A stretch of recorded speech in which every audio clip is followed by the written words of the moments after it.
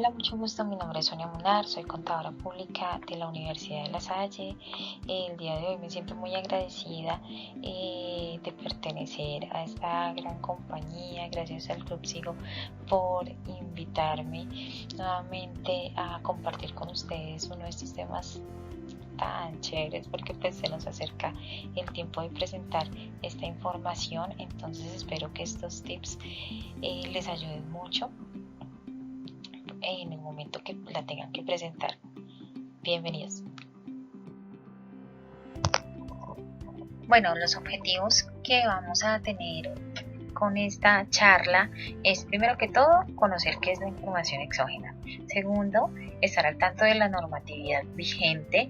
En el momento tenemos 3 resoluciones, que está la de octubre, perdón, del 2018, la de enero del 2020 y la del 25 de marzo del 2020.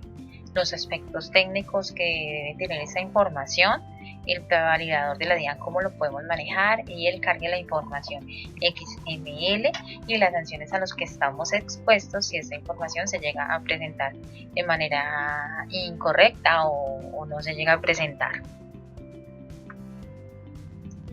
Bueno, vamos a iniciar con qué es la información exógena. La información exógena es un conjunto de datos que tanto las personas naturales como jurídicas tenemos que reportar ante la DIAN o ante nuestros municipios según la normatividad vigente que exista en ese momento.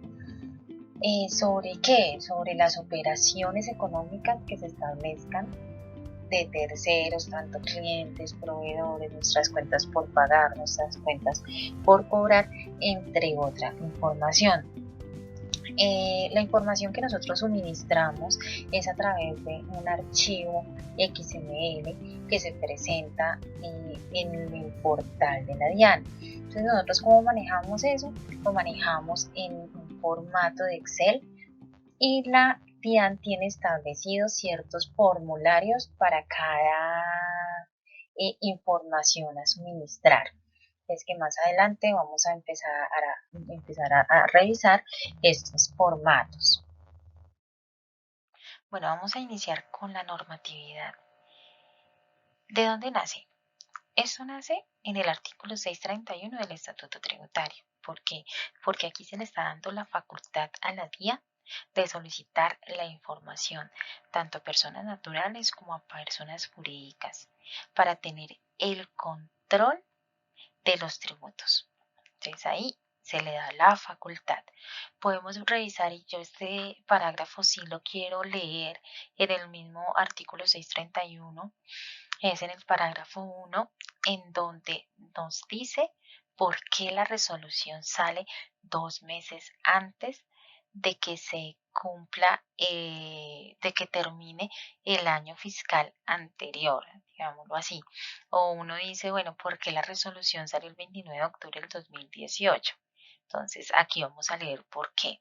Entonces dice, la solicitud de información de que se trata este artículo se formulará mediante resolución del director de Impuestos Nacionales, en la cual se establecerán de manera general los grupos o sectores de personas o entidades que deben suministrar la información requerida para cada grupo o sector. Los plazos para su entrega, que no podrán ser inferiores a 2 meses, y los lugares a donde deberá enviarse. Entonces, pues acá nos especifican muy bien este tema. Adicional a eso, es porque hay unas entidades que tienen que entregar la información exógena de manera mensual. Entonces, por eso siempre sale finalizando el mes de octubre. Esta resolución entonces nos dice quiénes deben entregar la información, las cuantías, nos trae el calendario para ver cuándo toca presentar la información exógena en el año 2020. Posterior a eso, sale la resolución 8 el 31 de enero del año 2020, que esta fue modificación de la resolución del año 2018. Esta resolución, ¿por qué sale? Porque nosotros en la resolución del 2018 estábamos bajo una reforma tributaria anterior. Entonces hubo cosas que cambiaron, por eso salió esta modificación en el mes de enero. Como sabemos, estamos ahorita en una contingencia sanitaria. y nos ha movido muchísimas cosas en nuestras vidas. Es así que la DIAN sacó una resolución, que es la número 27, el 25 de marzo del 2020, en donde aplaza el calendario. Entonces, más tardecito, revisamos cuáles fueron las nuevas fechas que están en esta resolución. Entonces, bueno, esa es la normatividad que tenemos actualmente. Bueno, ahora vamos a hablar sobre los aspectos técnicos. No sé a cuántos de ustedes les ha pasado que cogemos una resolución y no sabemos en sí cómo buscar lo que necesitamos. Bueno, eso me pasaba a mí. No sabía cómo buscar una resolución, me la terminaba leyendo toda o cuando no me pasaba por lo que necesitaba. Bueno, les cuento que una resolución o esta resolución de la información exógena tiene la misma distribución del estatuto tributario. ¿Cómo se distribuye? Entonces va de lo general a lo particular. Entonces está distribuida por títulos, por capítulos, por artículos y por parágrafos. Un título resume todo lo que lleva y donde la información que integra esa parte, ¿sí? Pero no todos los títulos en esta resolución tienen capítulos. Cuando los títulos tienen capítulos, el título resume de qué va a tratar. Si el título no tiene capítulos, entonces no tiene ningún resumen, ¿ok? Entonces vamos a mirar los títulos. Bueno, esta resolución tiene 12 títulos. Estos títulos, como les indicaba en el slide anterior, por lo menos el título 1, donde están los sujetos obligados a presentar información exógena por el año grabable 2019, no tiene capítulos. Entonces, el primer artículo es tal cual el mismo nombre de este título. Entonces, bueno, acá podemos buscar título por título nosotros qué nos corresponde.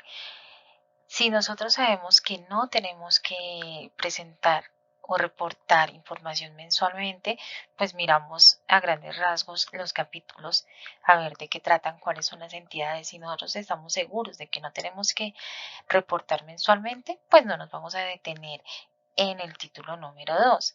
Entonces pasamos al título número 3, información que deben reportar anualmente por periodos mensuales las entidades financieras.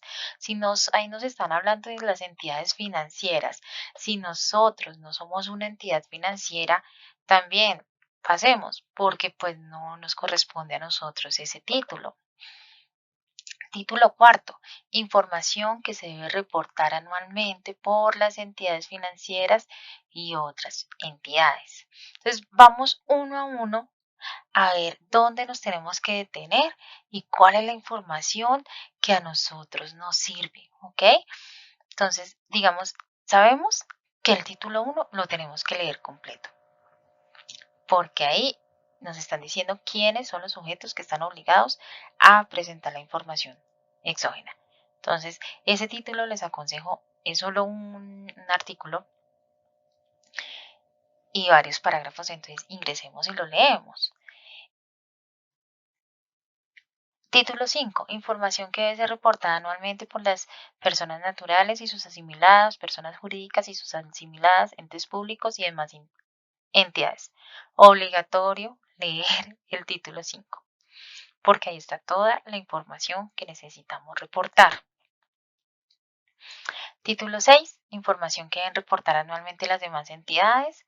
Entonces son entidades específicas. Miremos dentro de esas entidades específicas si alguno está y alguno le aplica. Título 7. Información solicitada en virtud del artículo 631 del Estatuto Tributario. Título 8. Información solicitada en virtud de otras disposiciones. Estos ya son casos especiales, pero pues igual si quieren echarle una leidita para ver de qué se trata, pues cultura general. Título 9. Plazos para la entrega de la información. Este Título 9, no vayan a seguir por la resolución 11004, sino se deben guiar por la resolución que salió el 25 de marzo. Entonces ya este título noveno pues ya no aplica en la resolución 11004. Título 10, formatos y especificaciones técnicas. Ahí también vamos a detenernos ahorita más adelante, igual que en el título 11, que son las sanciones. Y el último es el título 12, forma de presentación de la información. También nos vamos a detener. Procedimiento previo a la presentación, contingencia y vigencia. Bueno, ahora nos vamos con los artículos. Este artículo corresponde al título 1. Entonces, no, pues la pereza de poner artículo, pero ese es el artículo 1 del título 1.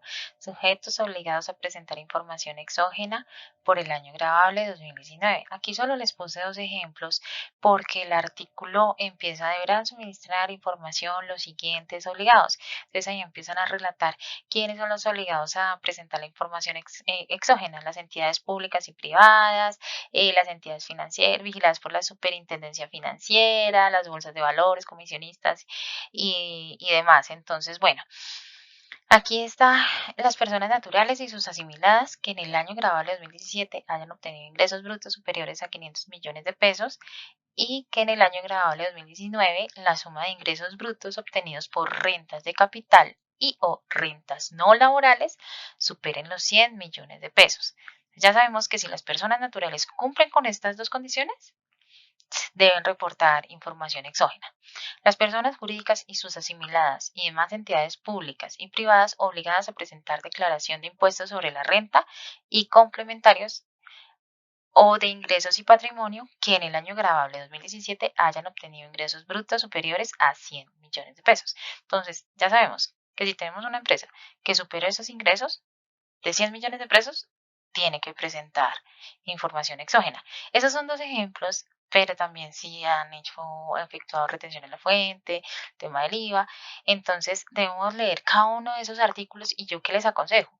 Yo les aconsejo que impriman la resolución y subrayen lo que ustedes les afecta y digamos en estos casos las bases, todo esto para que tengan claro cómo pueden presentar esta información. Entonces, como les digo, acá solo les puse dos ejemplos, pero leer cada uno de los artículos a ver qué numeral a ustedes les aplica y cuál no.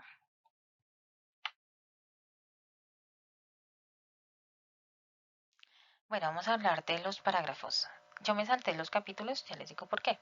Entonces vamos a hablar ahora de los parágrafos desde que ustedes encuentren un título en el cual les afecta a ustedes o tenga información que ustedes tengan que suministrar, siempre lean los parágrafos. Los parágrafos es la información que no está específica en los artículos, pero es de suma importancia. Estos parágrafos que yo anoto acá, el 1, 2 y el 3, son los que cogimos del título 1 del artículo 1. Entonces, se los voy a leer porque me parecen súper importantes y sabemos que los vamos a utilizar.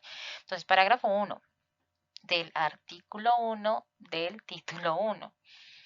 Para efectos de establecer la obligación de informar, los ingresos brutos incluyen todos los ingresos ordinarios, extraordinarios y los correspondientes a las ganancias ocasionales. Entonces, en ese parágrafo nos especifica a qué llaman ingresos brutos. Parágrafo 2. No estarán obligadas a presentar la información que establece la presente resolución las personas naturales y sus asimiladas, las personas jurídicas y sus asimiladas y demás entidades que durante el año grabable 2019 adelante el trámite de la cancelación del registro único tributario por parte de la Dirección de Impuestos y Aduanas Nacionales, DIAN, de acuerdo con lo establecido en el Decreto Único Reglamentario 1625 del 2016. En el caso de que la cancelación corresponda a un contrato de colaboración empresarial, las operaciones del contrato deberán ser informadas a nombre propio por los partícipes ocultos concesionados consorciados, unidos temporalmente, mandantes, contratantes, asociados, ventures y demás partes de los contratos de acuerdo con lo específico en el artículo 26 y los plazos establecidos en la presente resolución. Bueno, acá me parece muy importante este parágrafo, por eso lo puse, porque no con que nosotros pasemos la solicitud ante la Cámara de Comercio para la cancelación para la disolución y liquidación de la compañía, quiere decir que en el RUT esté. Entonces, ojo, una cosa es la Cámara de Comercio y otra cosa muy diferente es la obligación que tenemos con la DIAN. Si nosotros no hemos hecho el trámite de la cancelación en el RUT con la DIAN, estamos obligados, escúchame bien, obligados a presentar información exógena del año anterior. Si no se presenta esa información exógena, incurrimos en sanciones. Entonces, esto es muy importante que lo tengamos en claro.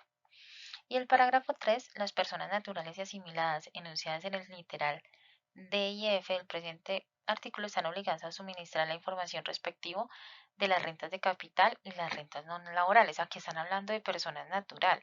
Entonces, si tenemos en cuenta que la persona natural cumple con los montos, las bases estimadas, las que ya vimos de 500 millones de pesos en el 2017 y 100 millones de pesos en el 100 millones en el 2020,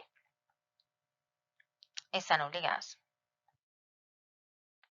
Y bueno, dejé última los capítulos. ¿Por qué? Porque el título 1 no tiene capítulos. El título 2 no tiene capítulos. Entonces, el título 3 sí tiene capítulos. No sé si recuerdan que cuando estábamos hablando de los títulos, yo les decía que cuando tenía capítulos, el título hacía como un resumen de qué se iba a encontrar ahí. Entonces, eso nos pasa en el título 3. Vamos a leer el título 3, información que se debe reportar anualmente por periodos mensuales las entidades financieras. Entonces aquí hablan de todas las entidades financieras, las cooperativas de ahorro y crédito, las instituciones de cooperativismo, todo lo que realice una actividad financiera está enumerado acá. Entonces, el capítulo 1 dice cuentas corrientes y o ahorros y certificados a término fijo. El artículo nunca nos resume nada, ni nada de eso, sino dice qué va a agrupar ahí. Entonces, el capítulo nada más me dice qué va a agrupar, cuáles van a ser los artículos que vamos a encontrar después. ¿Listo? Y aquí en el artículo 3 dice información de cuentas corrientes o de ahorros. Entonces ahí ya relata cuáles son las condiciones. En el artículo nos relata qué condiciones tiene que llevar esa información. Nos dice los montos, cómo debe ir específica la información, el nombre de la cédula, o sea, todos los datos que necesitamos que tienen que ir estipulados en los formatos, nos lo dicen acá. ¿Listo? En los artículos es donde nosotros, si estamos obligados, vemos que estamos obligados en un título, entonces vamos al artículo y ahí nos especifican cuántos son las bases, cómo debe ir reportar la información, todo, todo, todo.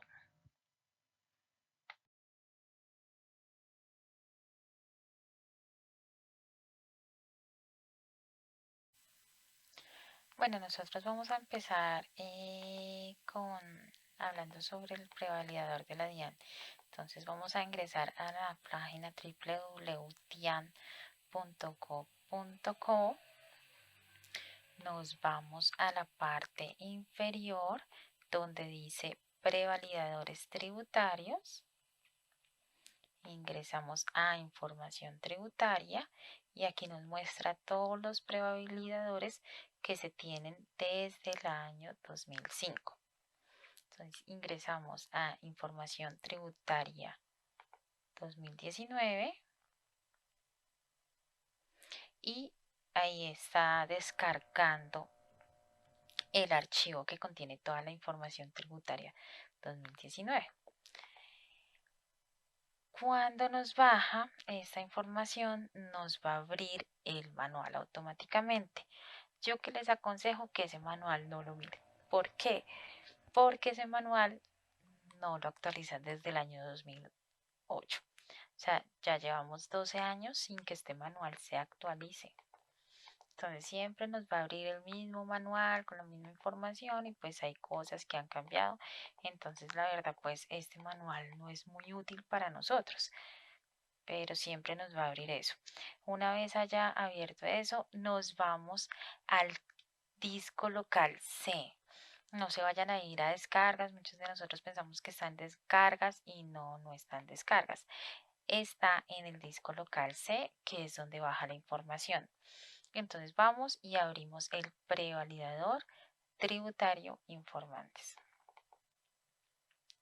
Bueno, antes de eso les quiero explicar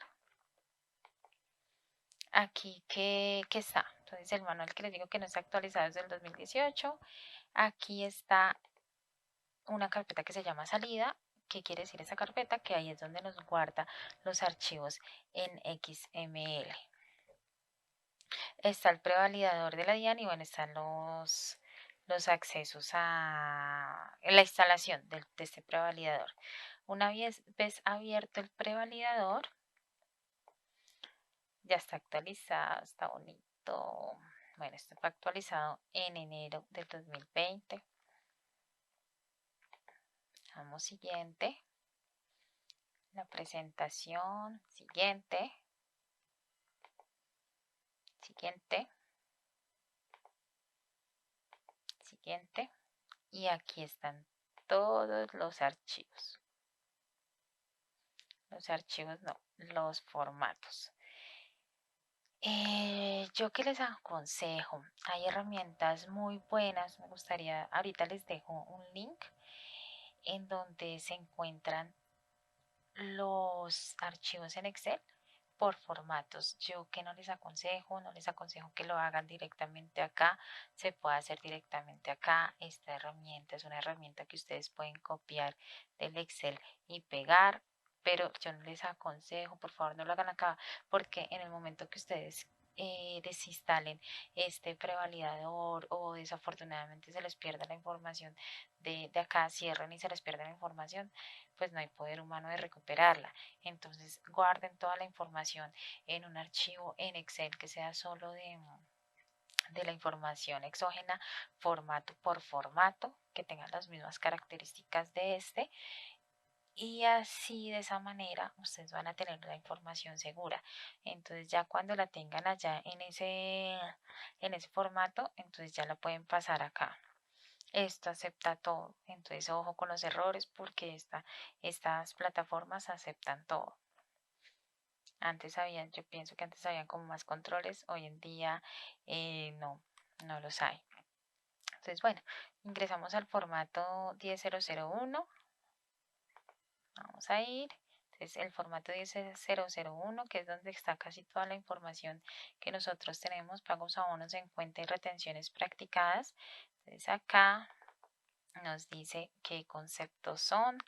Yo creo que la mayoría de nosotros estamos asociados, pues ya comprendemos un poco más esta información. Entonces, cada uno del concepto qué información debe contener, ¿no es cierto? Entonces, acá está.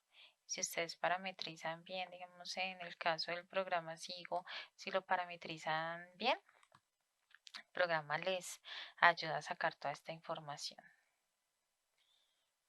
El tipo de documento. Bueno, vamos a colocar algo para que nos deje el tipo de documento. Entonces 31 si es NIT, 13 si es cédula de ciudadanía, registro civil, pues nos da todas las opciones. Tipo de documento del extranjero, identificación del exterior o para uso definido por la DIAN. Entonces vamos a coger NIT. Si es persona natural y tiene NIT, se le coloca 31. Entonces vamos a diligenciar esto pues para hacer la prueba.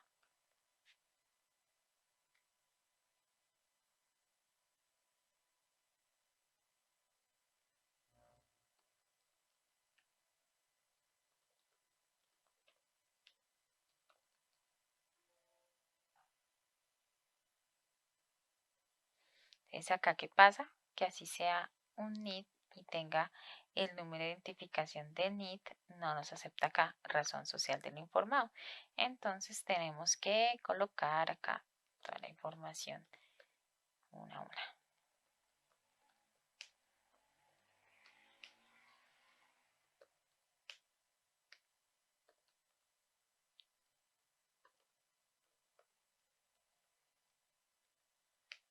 Aquí, tipo de departamento, si le damos doble clic, nos va a traer cada uno de los códigos que tiene por el departamento. Igual municipio. Entonces, como cogimos Bogotá, automáticamente nos trae el 001. País de residencia, nos debería traer a Colombia, ¿cierto? Pero lo tenemos que buscar, es el 169. Listo. Entonces aquí colocamos que el pago a bono fueron 5 millones. El resto tiene que ir en cero. Si no tenemos más información, entonces si la retención en la fuente practicada, listo, retención en la fuente asumida. Si hubo algún tipo de retención en la fuente asumida, lo colocamos acá. Vemos que acá fueron 50. Régimen común, si tiene retención en la fuente practicada de régimen común o la retención en la fuente practicada de IVA no domiciliados. Todo tiene que ir diligenciado cuando hablamos de valores, ¿no? Tiene que ir en cero. ¿Listo? Entonces, una vez lo tengamos así, nos vamos a complementos, generar XML. Y aquí nos aparece nuestro XML. Entonces 2020, concepto 1, número de envío 1. Aquí nos aparece la fecha inicial, fecha final. Y acá la cantidad de registros. Si yo tuviera 50 líneas, filas, entonces me coloca acá 50. Y le vamos a dar generar XML. Finalizó y se recuerdan que yo les había dicho de salida. Se van por salida y aquí ya está el formato XML. Ustedes pueden darle en el momento de cuando vayamos a subir la información a la DIAN, le pueden dar por cambiar nombre y copiar esto. Y ya saben que es XML. Finalizan con punto XML. ¿Listo? Pero esto ahorita todavía no lo vamos a hacer. Entonces vamos a regresar y ahí ya sabemos cómo se diligencia, digamos, el formato X es 10001. ¿Listo? Vamos a darle inicio. Y ahí, bueno, aquí está igual el 10003, cada uno de los formatos están. Pero hay uno que quiero que miremos porque si nosotros nos vamos a la resolución, no sé si es esta.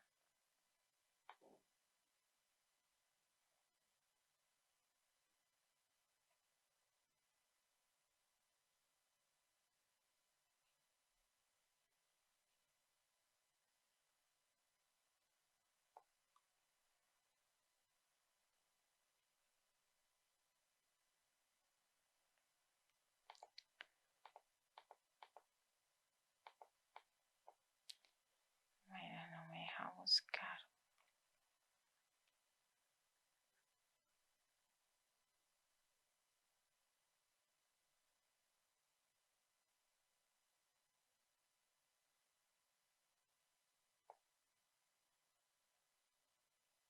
Y me devuelve. A ver si me dejara. Les quiero mostrar algo.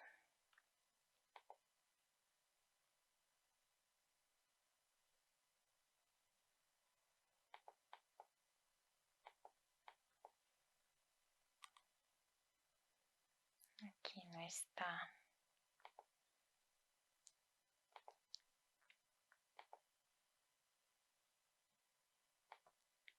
Bueno, si estaba acá, entonces sabemos que el formato, vamos a buscar abajo, vea otra vez, se me perdió.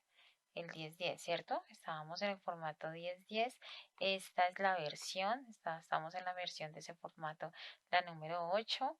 Y acá dice anexo 14, presente resolución. Y este es el artículo 15. Vamos a leer qué dice acá. La información a que se refiere la presente resolución debe ser enviada de conformidad con las especificaciones técnicas definidas en los anexos relacionados a continuación. Como dice que está en el artículo 15, entonces vamos a buscar artículo 15. Entonces, en la información de socios y accionistas, entonces acá nos dice, bueno, aquí empiezan con los aportes en cuantía superior a 3 millones de pesos, con indicación del valor patrimonial al 31 de diciembre, las acciones o aportes y el valor porcentual de participación. Esta información deberá ser reportada en el formato 1010, versión 8. El valor de las acciones o aportes deben ser informados utilizando el valor intrínseco fiscal. Y bueno, acá nos van a decir todo lo que debe contener ese formato. Perdón. El tipo de documento, todo. Pero entonces a lo que yo iba era al tema de la participación, que es lo que quiero que veamos en este momento. Aquí entonces vamos a colocarle la misma información. ¿Listo? Y me paso para allá.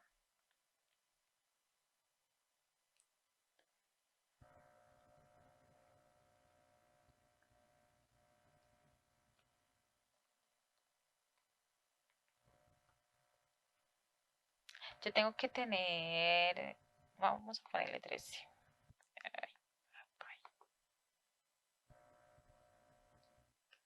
Cuando es NIT tienen que tener dígito de verificación, pero en este momento no lo recuerdo.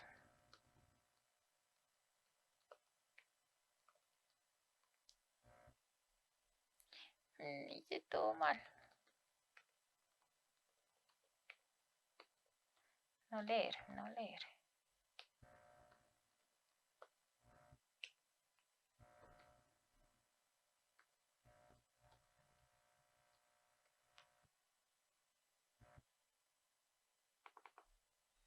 Le escogemos o si ya sabemos que es el 11001 y el 169, pues lo colocamos.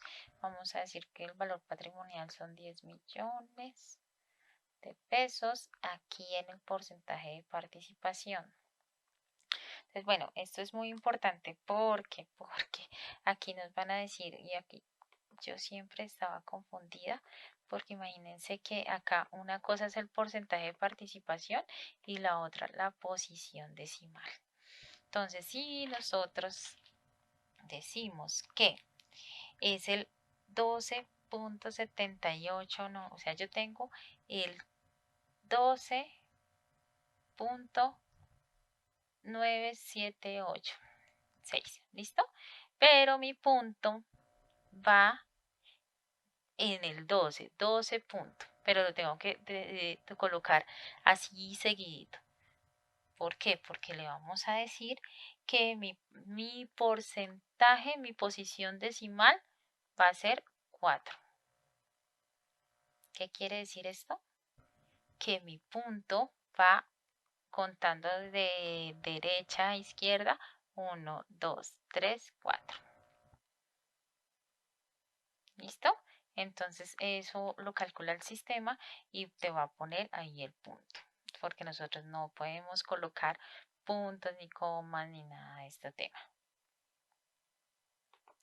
Entonces, bueno, este era uno de los formatos que quería mostrarles porque sí hay mucha confusión, o yo siempre tuve la confusión en el momento que se decía porcentaje de participación, posición decimal.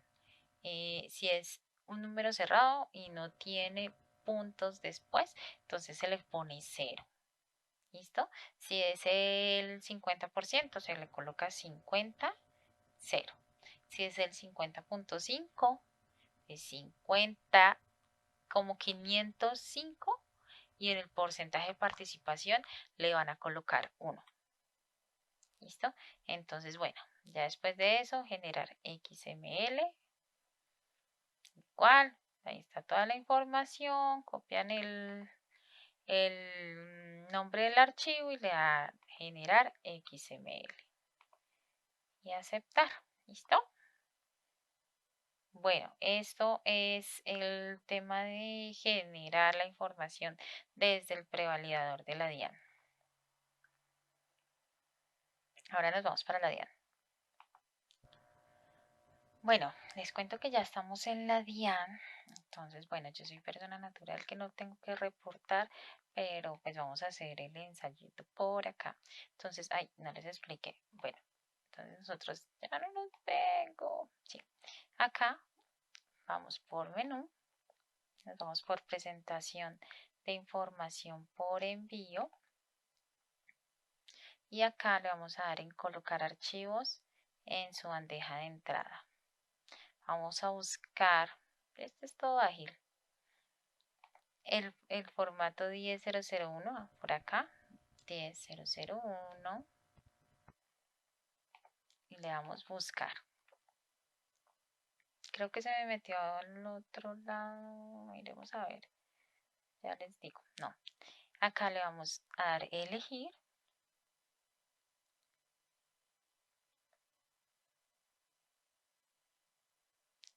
¿Recuerdan que está en C? Listo, en C. Creo que me bajó 2, pero es este. Salida. Y vamos a estar pendientes de que sea el 10001. 10001, aquí nos dice 10, bueno, 10001 porque este es el 1010, el de socios. Vamos a tomar ese y le vamos a dar colocar. Yo no puedo firmar, pues porque es algo que no es cierto, ni es verídico, ni nada de eso, pero entonces ustedes le dan el chulito y le dan firmar.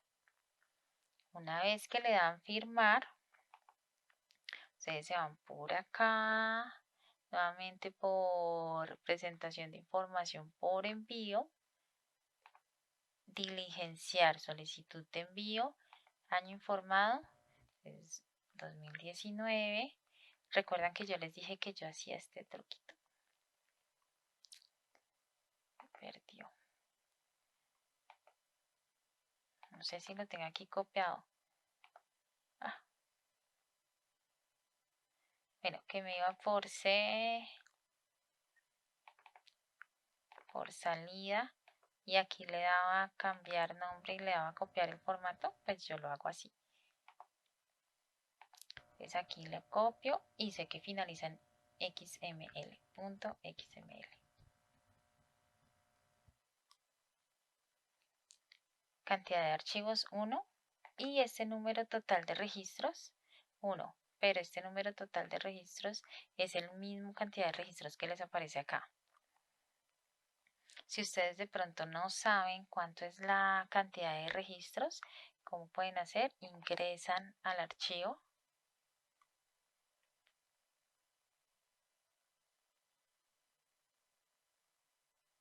Les cuento que el prevalidador de la DIAN es súper pesado, entonces es mejor que cuando vayan a trabajar con él, solo trabajen con ese prevalidador, cierren todo lo demás porque es muy pesado.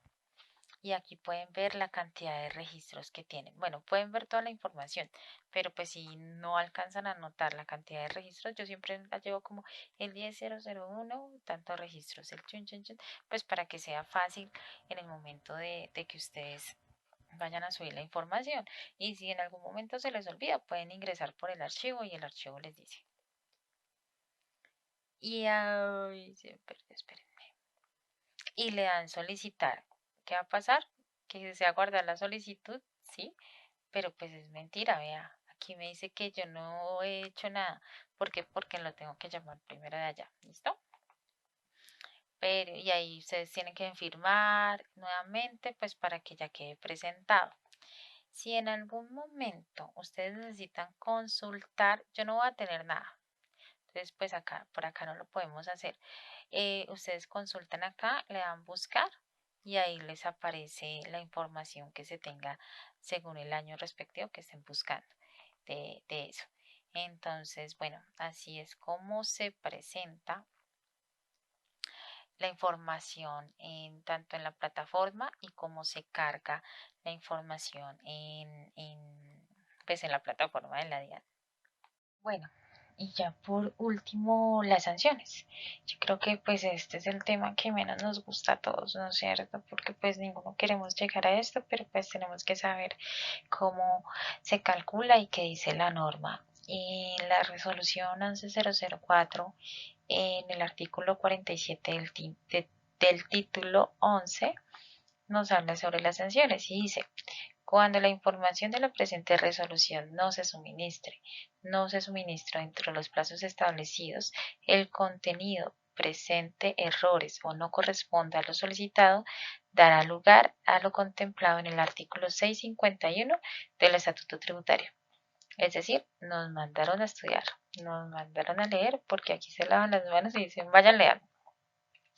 Entonces, por lo cual, pues vamos a hacer un poquito ladrilludos porque si quiero leer este artículo 651 de una forma textual para saber a qué nos estamos exponiendo. ¿Listo?